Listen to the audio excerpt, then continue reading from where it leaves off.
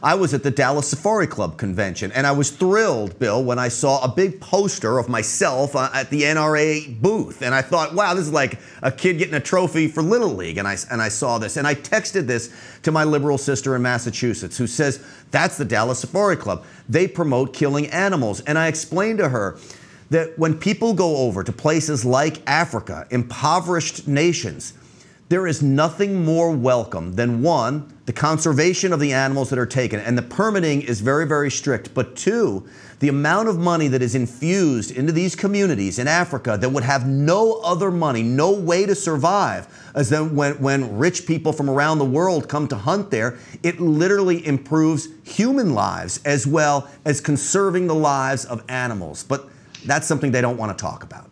No, it's the money that the tourists and the hunters put into the African economies go to protect the animals.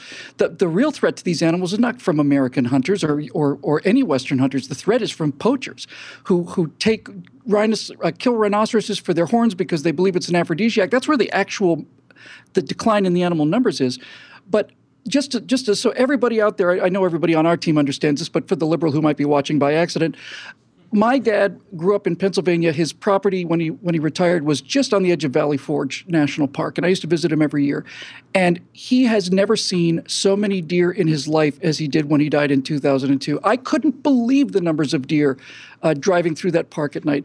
And those deer are not conserved, and those numbers of deer and other wildlife are not going up because of New York liberals having a cocktail party talking about how awful the country is. They're going up because hunters and because people like NRA members understand the balance between predator and prey and seek to restore a reasonable balance that allows the prey to grow to a reasonable number. If you get too many deer, as you well know, then the deer starve to death. And that's not a pretty death either. So really what it comes down to, Grant, is these New York liberals see a picture of a turkey with an arrow in it, and they think, oh my God, how cruel. But they don't see a turkey farm. This animal got to live out in the wild and have an actual life. They don't see a turkey farm. They have their turkey dinners for Thanksgiving.